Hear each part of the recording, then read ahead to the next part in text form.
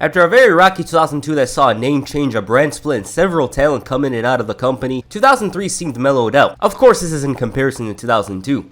If you compare it to another year, you might say something else. In the ever-changing landscape of WWE, 2003 saw strip teases in abundance, family feuds, retirements, and of course new talent on the rise. Let's get into it. When the likes of Austin and Rock left in 2002, it was clear that WWE needed somebody to lead. On SmackDown, they had the talent, and in addition, the likes of Kurt Angle and The Undertaker. Raw, though, was a bit different. They did have a world title at one point, and the man to lead the brand at the time was obvious: Triple H. There were some options there, such as RVD, but unlike Van Dam, Triple H was in the family. He wasn't going to leave like Austin and Rock did. He becomes champion, some decent matches and programs with the likes of HBK, but just when 2003 was around the corner, everything fell off. Triple H was supposed to have this program with Scott Steiner that had a lot of expectations towards it because this was Big Papa Pump's first real storyline in the company. They have a bunch of competition, some were hilarious looking back, and then the promo for their match turns out to be the best damn thing to come out of their feud. Why? Well, calling what they had a match would be putting it simply. Scott Steiner's all tired and fatigued early on, and even though he had a broken foot, he was still applying pressure with those belly-to-belly overthrows, and with the way it was going, it was like he was trying to break a record of sorts. It was disastrous, and with that, his push was over. They have a sequel that's slightly better, but Steiner's done.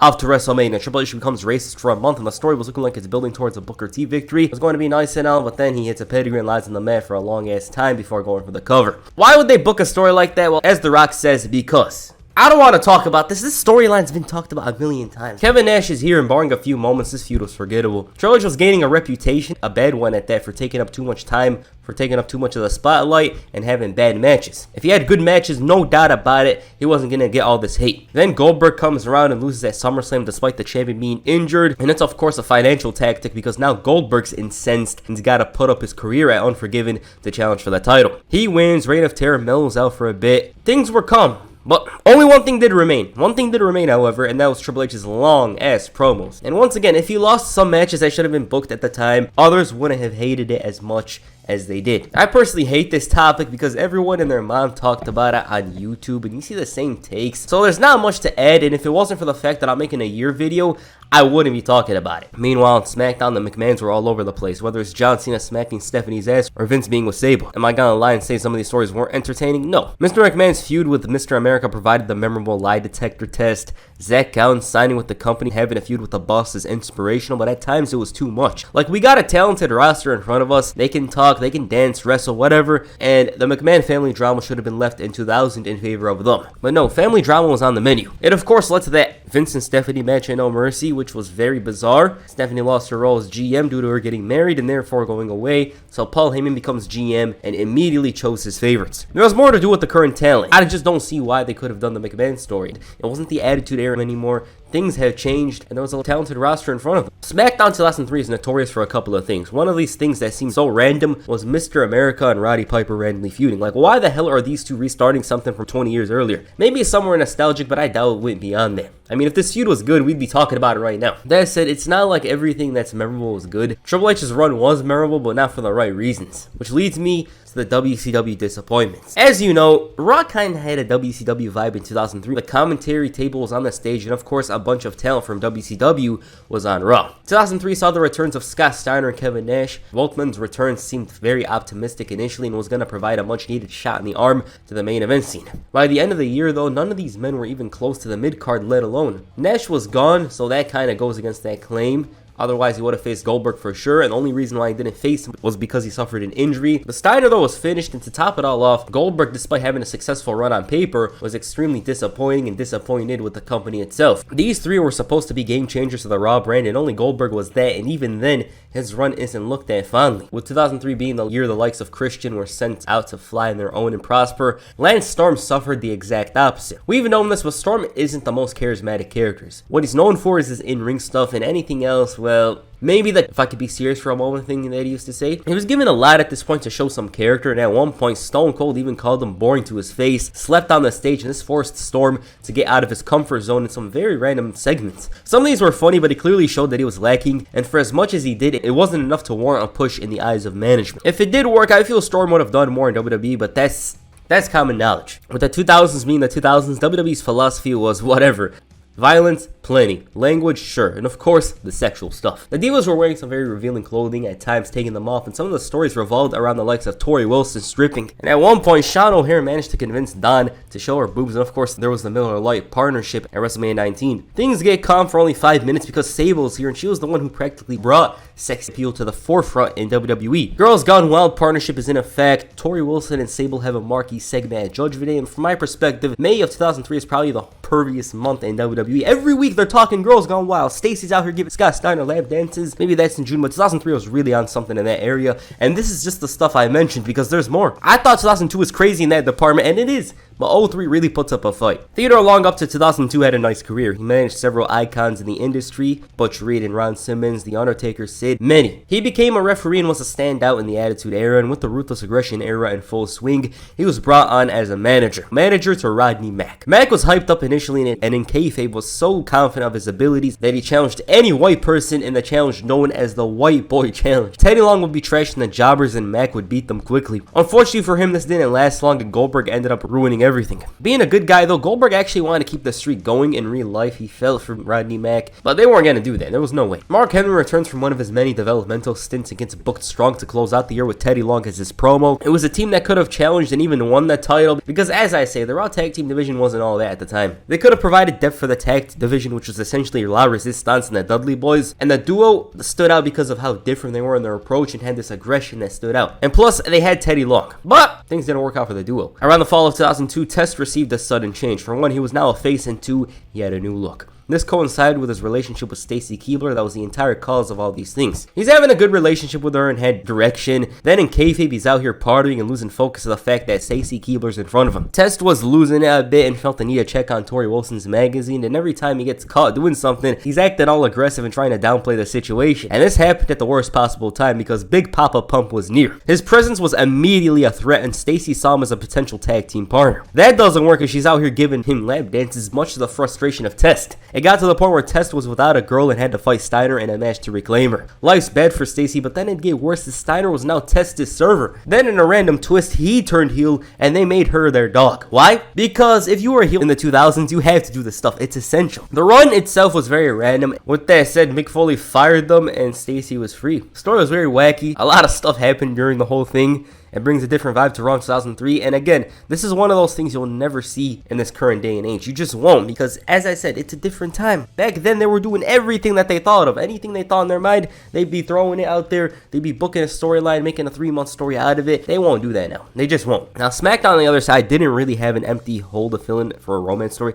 That kind of sounds weird, because Jamie Noble was so bricked up over Playboy magazines because he received an inheritance. He got the confidence to go after Tori Wilson, who was with Billy Gunn at the time, and this is one thing to mention, is that Noble already had an interaction with Wilson earlier in the year, but it went about as well as Goldberg's original WWE run. It got to the point where Noble won the right to sleep with her, and again, only in the Attitude and Ruthless Aggression eras will you see something like this. He had his own girlfriend, but it didn't matter because this was Tori Wilson, and 2 is better than 1. He was going for the brace. Turns out they wanted Billy to join in, and Noble and Nydia turned face. It's very early 2000s WWE stuff. It doesn't seem out of place when you see what they were doing in the past couple of years. But you know what did seem out of place though? The Cruiserweight division. With the advent of WCW wrestlers, and in particular shorter athletic talent that could execute all kinds of ridiculous feats, you saw different names enter the world of WWE. Some from WCW, some from ECW, a lot of talent, but it seemed like some of the best was yet to come. Why? Because Ultimo Dragon had finally signed with WWE. Dragon's collection of matches from several promotions, including WCW, would make any fan excited for him to join the WWE. Fans seen Rey Mysterio immediately prosper and reach heights he never did in WCW, and so it led to the question of, hey, what's Ultimo Dragon gonna do? This man had more titles than Nick Cannon has kids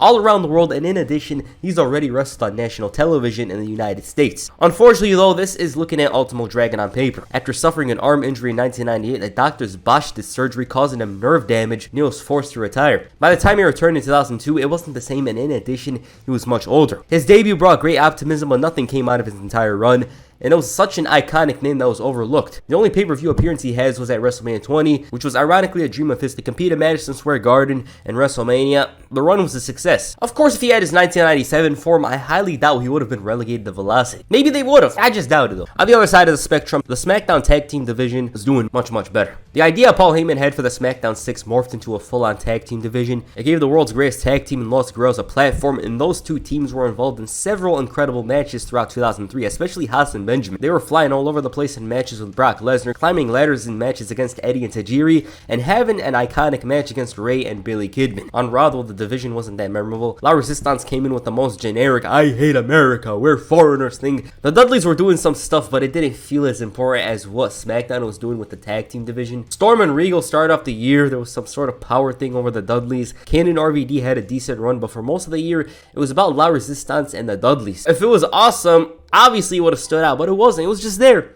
You know, it was very dull at times. On Raw's lower card division, the Hurricane was floating around taking ass kickings. His superhero skills were clearly no match to others, so he required a sidekick, a superhero in training, Rosie. Rosie had already been a part of 3-Minute Warning, but after Jamal's bar fight and subsequent release, he was in limbo. But the Hurricane needed a sidekick and Rosie was up for the job. But Rosie was up for the task. He wanted to be a superhero, and this led to a couple of funny segments between the two, with Rosie struggling to adapt to being a good guy. Hurricane really made him work for it, and upon graduation, the duo became a tag team wrestling mostly on heat. And whenever Hurricane would show up on TV, he would get his ass beat. Now, Hurricane, of course, was used to this. He wasn't doing the ass kicking, but you can't say the same for Hardcore Holly. It was the contrary. Heading into 2003, Hardcore Holly was on the shelf after being dropped on his neck in a match with Brock Lesnar. Hardcore had plenty of injuries in the past, but none as damaging as this. Since this was 2000's WWE, they made it into a storyline. The big bad Bob Holly would get a chance to return the favor to Brock Lesnar, who had enjoyed a tremendous 2003. He found glory, wrestled in the main event of WrestleMania, and during all of that time, Hardcore was stuck in the shadows due to his actions. He returns, and I'm telling you now, this man was 95 overall, especially if he came out with the jeans. The man was destroying Brock and anybody that tried to come his way, and it was almost a dream come true for Holly, who once said that he should be booked to beat everyone and become champion. The champion part, of course, didn't happen, but this man was nothing short of dangerous for a couple of weeks. He showed a level of viciousness and aggression that at the time straight up was matched by nobody on Smackdown. Even Brock Lesnar didn't look this crazy. Matter of fact, he was running away from him. It was a way out of making something out of the injury, and I'd say it did its job. No doubt about it.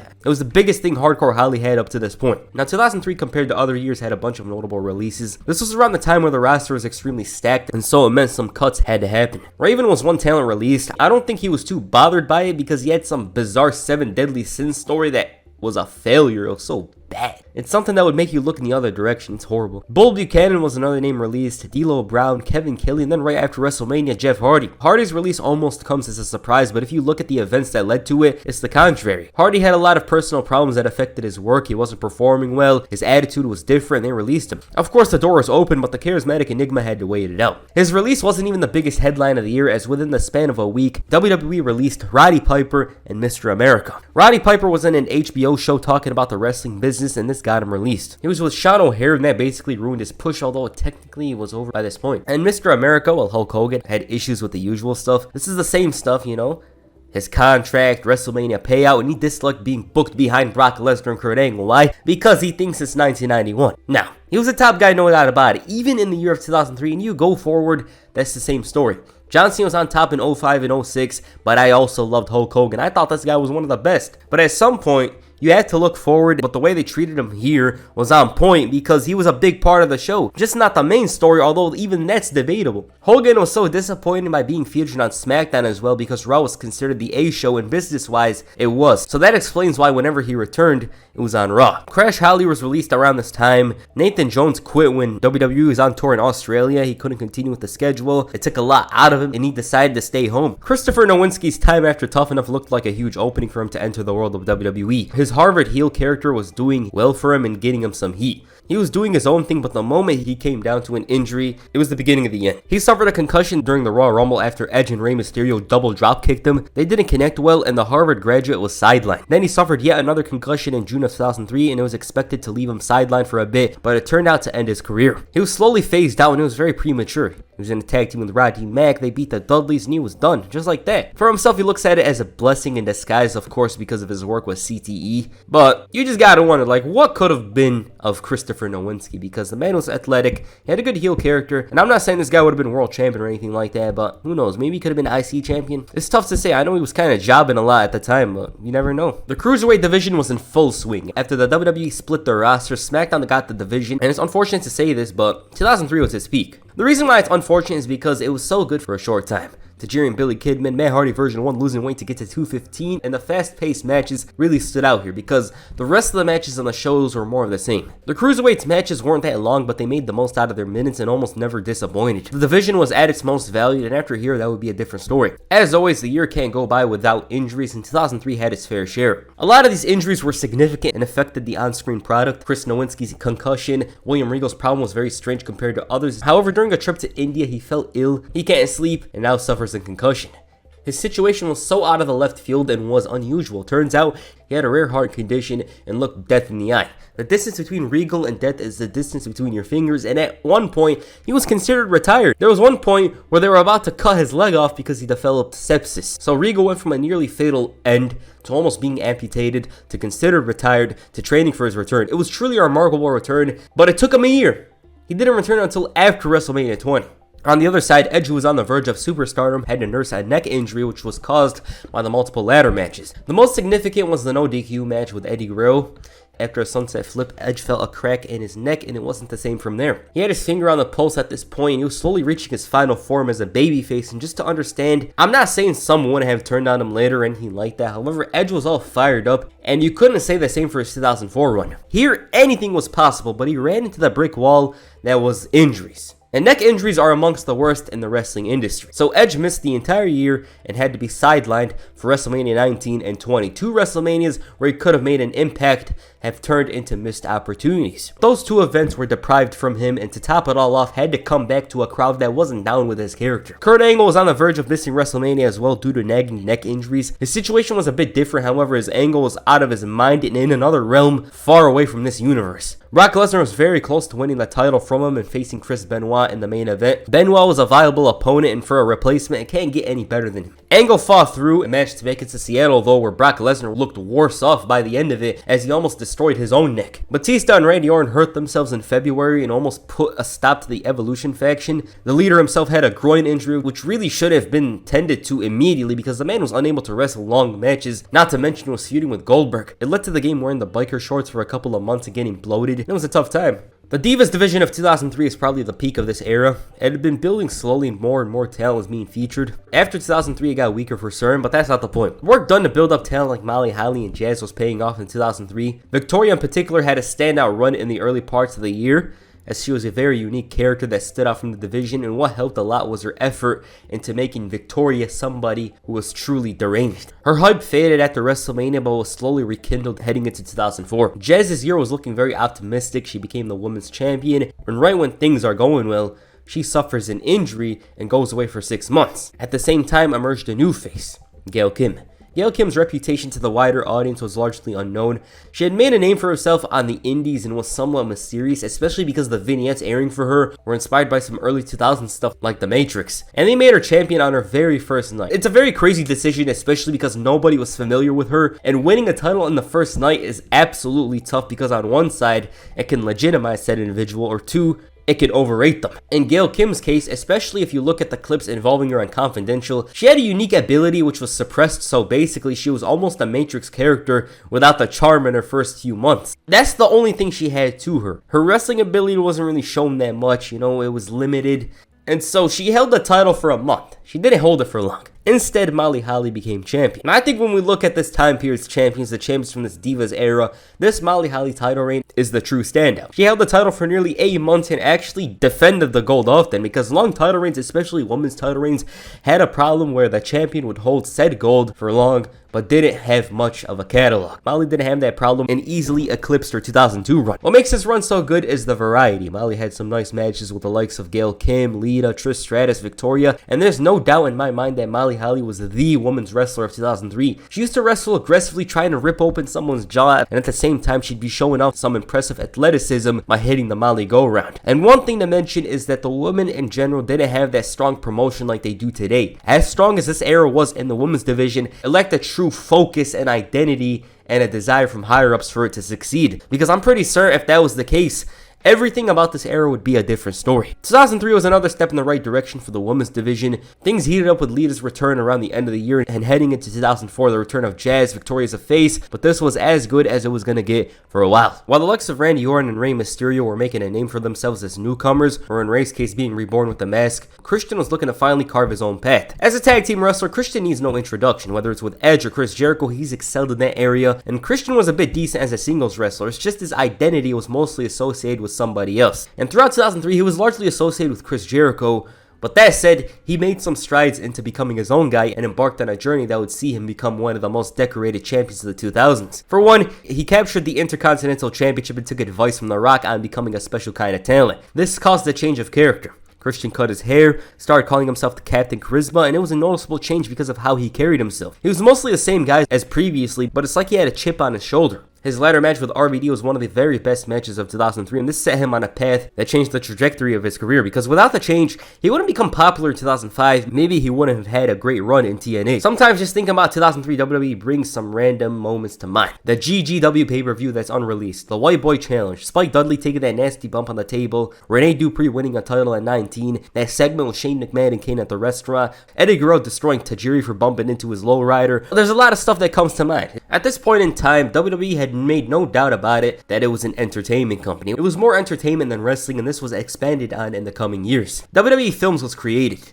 The documentaries from 2004 were in a very unscripted style where the wrestlers spoke about their matches and stories from a real place, but 2003 had this show called Confidential. Confidential was an inside look into the lives of WWE wrestlers. It brought a lot of insight into previous stories, current stories at times, and sometimes, I sound redundant, current stories at times, and occasionally the wrestlers would show off their dates. I like it because it makes you feel like you're reliving that era, especially if somebody like Stone Cold's out driving a truck at a military base, or The Rock's talking about filming Walking Tall. It's another side that you don't normally see of the wrestlers, and on the contrary, sometimes it adds more to the legitimacy of a character such as Randy Orton, who would show off at a car dealership or photo shoot. It's unfortunate that it didn't last long because I kind of like these things, and Confidential was bonus content. A lot of the insight brought on from the show was great, and it's unfortunate that it ended. I kind of wish that they continued doing it after 2004. Ever since Shawn Michaels' return in 2002, the big question was, will he continue? There's a lot of doubts because at the end of the day, Michaels had been away from the squared circle for 4 years. But he was feeling it, and slowly what was a one-time thing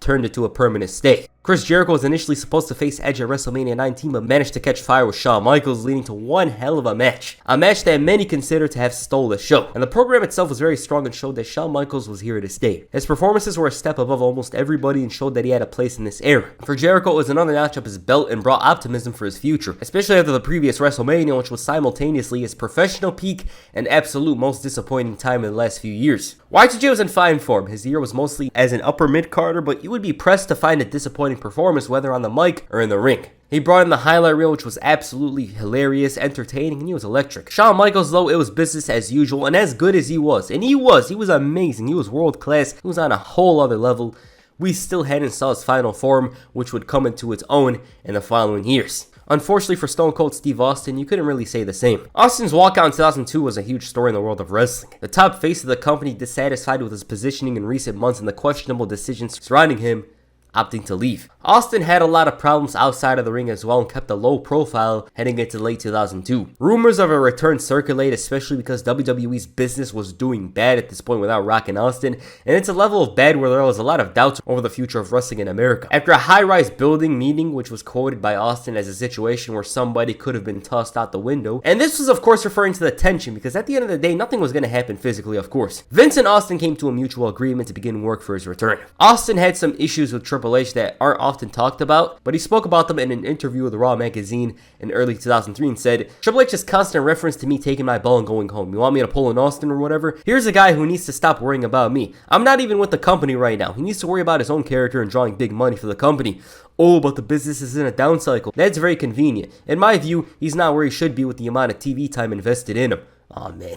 Austin settled things and everything was set up for one more round at WrestleMania. Was this supposed to be his last match? Most likely, because Austin had racked up a lot of nagging injuries. His neck was still a big problem, and 2001 felt like his last true year because he was going all out. And these were the type of performances that hadn't been seen since 1997. It made too much sense for him to hang up his boots after a match with The Rock at WrestleMania 19, where he would return the favor. The day before the show, he was hospitalized because he drank too many energy drinks. This wasn't a huge problem, but having your heart beating as fast as Austin's did would definitely have you thinking a lot. The next night, he has a classic with The Rock, a match that not many have the luxury of closing their career with. Austin ended things at the perfect time. Would have been cool to see him feud with Evolution? Maybe, but we'll never know how it would truly go down because his body was broken and nearly destroyed at this point. And it was an amazing way to close out his career. He didn't even go away afterwards. Instead, he took on the role of GM feuding with Eric Bischoff. Austin's time as a wrestler had a premature ending. To Austin himself, he most likely knew it would be the end the moment he returned, but at the same time, it doesn't feel like we were deprived of another run because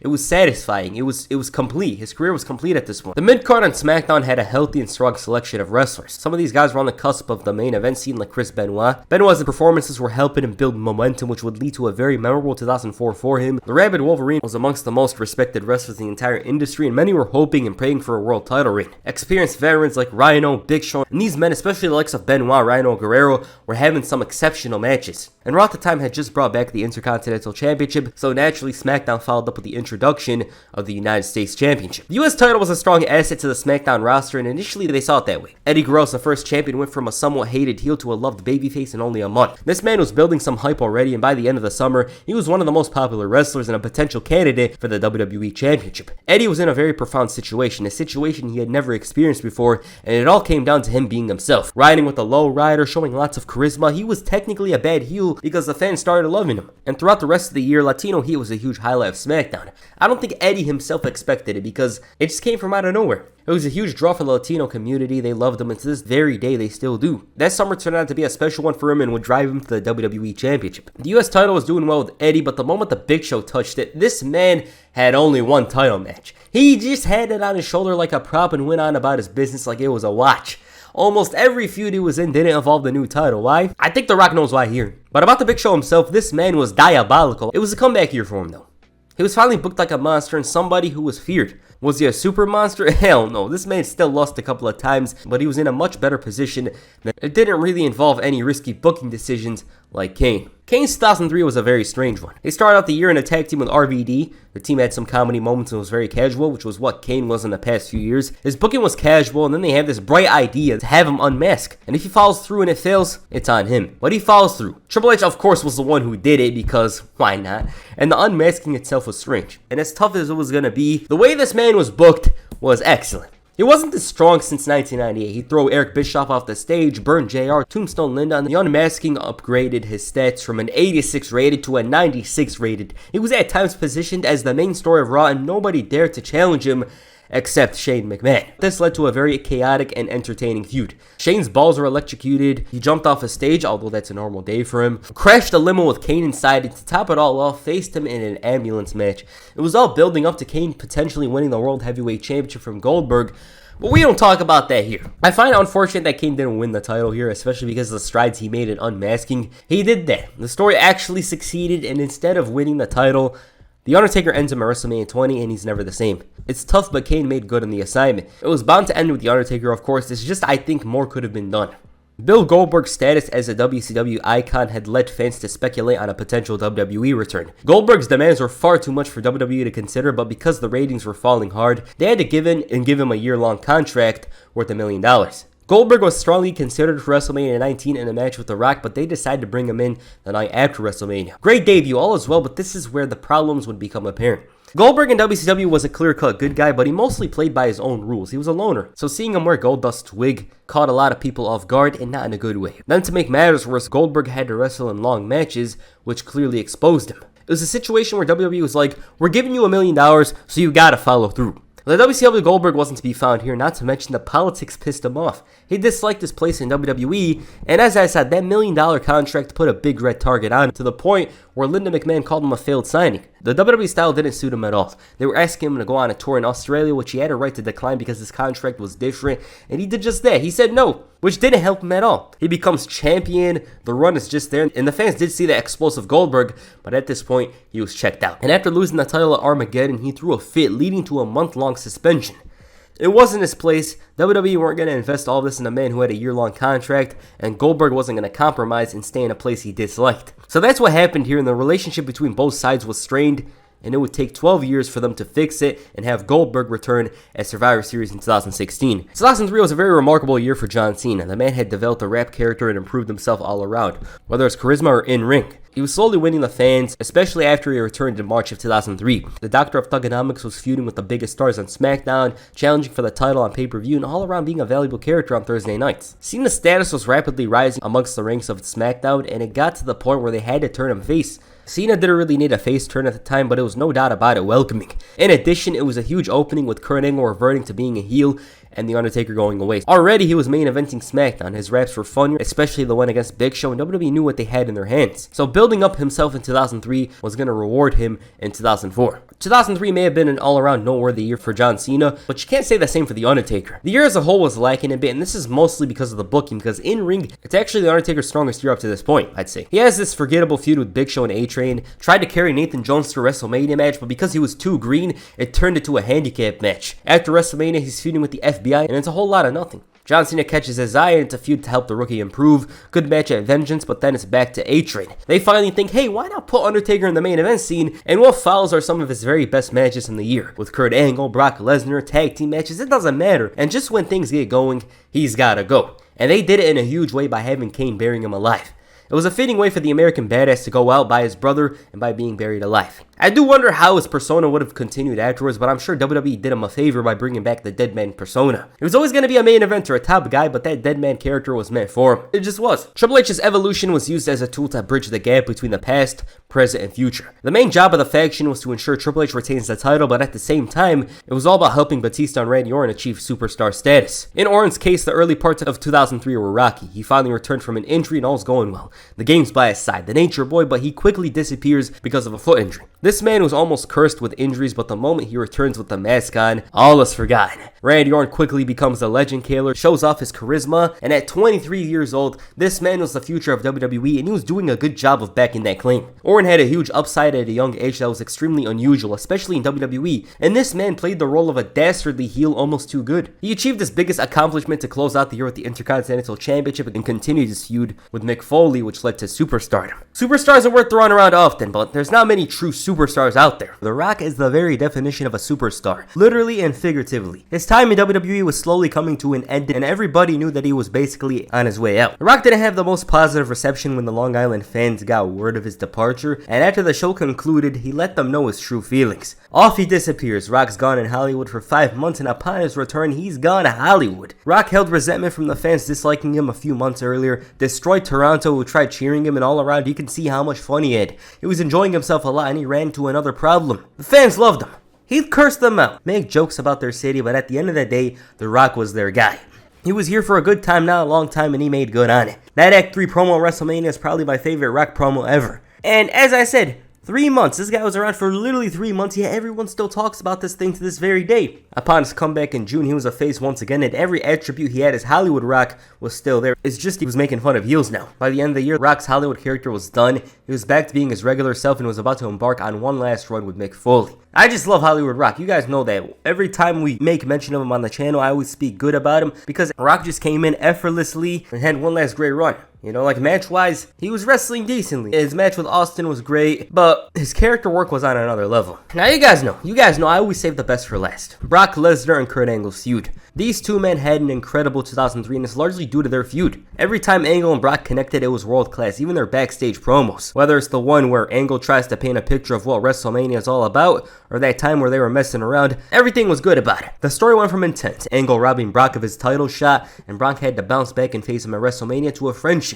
At this point, the Olympic hero wants that title, but he's playful and having fun during his pursuit. Brock on the side was breaking the ring with Big Show, and then it was back to intense after the boss got into the Beast's ear. That last arc is probably the best part of the feud. SummerSlam with the roles reversed showed that in this feud, Angle belonged as a face and Brock belonged as a heel. It felt like their proper positioning, and the 60-minute Iron Man match capped off the feud. Many consider it to be the best match in their feud, which is saying something because Iron Man matches are tough to make. Kurt Angle and Brock Lesnar elevated each other's game.